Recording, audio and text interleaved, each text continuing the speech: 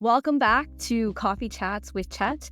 This blog is called How to Succeed in an Unfair World. So if you are someone who may feel like a misfit or oppressed or have been discriminated against for simply being who you are, this one's for you. Before I jump into the blog this week, I do have one small and free ask from all of you. So I'm on a mission, and my mission is to help grow human potential. And that means helping people get the abilities, the capacities, the talents, the mindset that they need in order to see the performance, the success, and ultimately the fulfillment that they want in their life. And I want you to come along on that journey with me because this is no small mission. And I believe that by working together, we can make that happen. And so my ask is to please share this blog with a friend, to like my YouTube videos, and to subscribe to my YouTube channel, because I believe that by working together and by growing human potential together, I truly believe that we can create a better and stronger world where everyone feels like they belong. Thanks so much. When I was younger, one thing that deeply bothered me was thinking about how unfair the world is. And truthfully, it's something that still bothers me today, but as I've gotten older, I've learned how to feel more empowered by that versus suffocated by it. And so I really see that there's two sides of the coin here. One is the side of the organization and senior leaders working inside an organization. And then the other side of the coin is from the perspective of individuals within the organization. So when I think about an organization's perspective, I deeply believe that it is imperative for organizations to continue to work towards creating systems and processes and programs that are fair and equitable. Not only because this is the right thing to do, but I believe that if a business really cares about performance and long-term sustainability and results, then they really need to make sure that they're creating programs and processes that are fair and equitable. And this isn't just a belief of mine, like it's actually facts. And there's a ton of data and research that has gone into this throughout the years that has really shown that by focusing on creating fair and equitable programs, an organization increases their overall performance, their results, innovation rises, and ultimately top talent rises to the top of the organization. And in my blog, my written blog, I cite some research in there. And so if you're curious to read more, you can click on the link in my description. But I wanted to start with that because having fair and equitable practices within an organization to me isn't a debate. Like it's actually common sense. And so I just wanted to level set with that all organizations should be working towards creating fairness and equity because it's how they increase overall performance and that long-term sustainability. But what is not shared a lot and what is not talked about is what you as an individual that may belong to one of the equity-seeking groups, what can you do in order to succeed in some systems that are inherently unfair? And so I want to share 5 things that I have learned throughout my career and 5 things that I embody as a queer woman in order to have seen some success in my career in hopes that it can help you as well. Number 1 is your mindset. And so you can have a victim mindset or you can have an agent mindset. And so what do I mean by that? It can get really easy to get lost into the narrative that the world is unfair, these bad things are happening to me, and I am a victim to all of these things that are happening. But the problem is that mindset really doesn't help anyone, including yourself. So overcoming that and realizing that you aren't a victim of your story, but rather the protagonist of your story. You have the agency to make things happen. That mindset shift really puts you into a position of action, of control, of empowerment. And ultimately, when I think about this and that type of suffering that exists, like I reflect on and I remind myself that suffering is part of the human experience. And suffering happens regardless of who you are and what position of life you are in.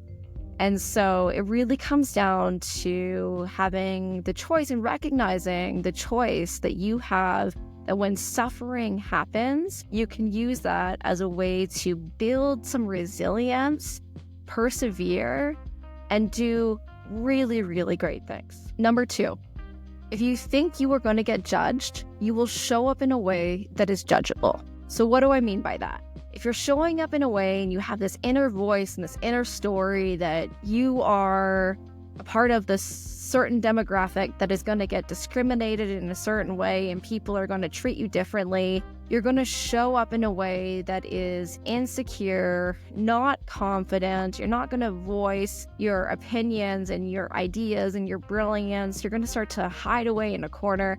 And those actions and that presence is what people judge. And then you can get put into this position where you're noticing that people are treating you differently. And you might be thinking that it's because of belonging into one of these equity-seeking groups. But in fact, it's because you're showing up in a way that isn't your full self. You aren't confident. You aren't articulating yourself in the way that you want to articulate and share your ideas. And so it really becomes part of this internal challenge to make sure that the narrative and the voice and your thoughts are prepping yourself in a way that you can show up as your full self and you can have that presence that people are ultimately magnetized towards. And I recognize that this is easier said than done. I recognize that in reality, there will be situations where you are getting discriminated against. But the point here is that if you carry that belief with you wherever you grow, like that judgment is going to increase more so than it needs to, and it takes more away from you than what you can give to yourself when you show up in a way where you are confident, you articulate, you have a presence, and you command attention because you are sharing the brilliance that you innately have. Number 3 is focus on the things that you can control. So I'm a big fan of Stoic philosophy, and Stoics are very famous for often talking about there are so many things in your life that you can't control. And so instead of ruminating on them, you can find empowerment in focusing on the things that you can control. And so the things that you can control are your character, are your actions and reactions, and how you show up to treat other people. I find that by constantly reminding myself of that, it frees me of some anxiety that I could have if I'm constantly thinking about things that are really out of my control, and that I can be a change agent for the world that I want to see by focusing on the things that I can control. Number 4 is focus on the things that people can't take away from you. One of my favorite quotes is from an unknown person, but this is what it is. So you become unstoppable when you work on things people can't take away from you. Things like your mindset, your character, and your personality. Again, this is something really around mindset that puts you into a position of empowerment and control, where you can focus on continuing to build the things that people can't take away from you, regardless of your sexuality, your gender, your sex, your skin color, your religion. There are so many things that you can focus on to continue to build yourself and create momentum in your life. And additionally, I would say things like your credentials, your experiences, and your impact are all things that people cannot take away from you. Number 5, if they don't want you for you, why would you ever want them for them? So about 12 years ago, when my spouse and I were still in the dating phase of our relationship, transparently, I was still having a lot of internal conflict as to whether or not I was out at work. I was scared about what that might mean in terms of my potential at the organization and my career and my trajectory and all of these stories that can bubble up in someone's head. And she sat me down and said this to me, like, Chett, why would you ever want to work for an organization if they don't see the immense value that you bring and the brilliance that you bring and the talent that you bring because of who you are? That was a game changer for me. Oh, I didn't think I was gonna get emotional. Woo! I needed a second there to regroup. Emotions come up when we deeply, deeply care about something. And I do deeply care about this topic because I would never want someone in an organization to feel that way, to feel that they can't be their whole selves because for fear of how they're going to be treated. Like, that is a really, really crummy way to feel. And it's really sad and unfortunate to me to think that some organizations wouldn't see that and wouldn't understand that by focusing on fairness and equity and making sure that people do feel like they can bring them whole selves to work, that how obvious that is, that performance would absolutely increase across the entire organization. And so, I know that depending on where you're at in your career, it's not always an option to work with such an amazing organization, but they do exist.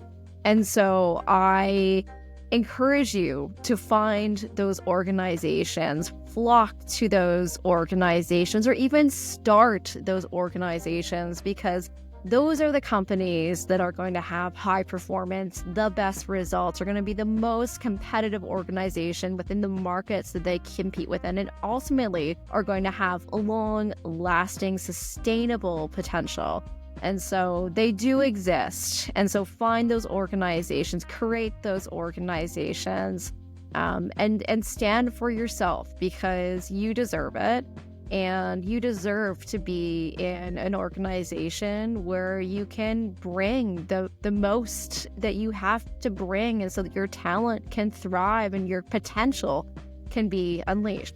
All right, it is time for your coaching question of the week. So please bring out your writing tool of choice and let's get to work. This subject is pretty big and meaty, and there are multiple different directions that I can go here with a coaching question, but I think the one that is most important is really around the self-reflection and the internal stories that you might have about yourself, because as I mentioned, they can ultimately start to become the biggest barriers that you have in your life. And so your coaching question this week is, what internal stories do you need to change to move from victim to being an agent in your life? So what I want you to do is actually write out those stories that come up in your head, that maybe when you're around a crowd of people or you're doing a presentation, what are some of those stories that come up about yourself? And then what I literally want you to do is take your pen and cross them out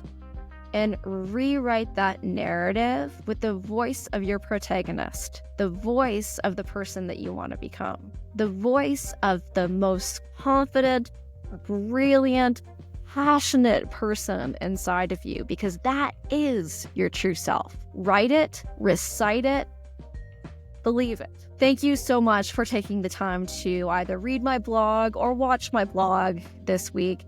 As I mentioned earlier, I am on a mission to grow human potential so that people can live their happiest and most fulfilling lives. And I believe that by doing this, we create a world that is better for everyone to feel as though that they belong. And so if you want to join me on that mission, please share this with your friends, like the video, and subscribe. I will see you next week.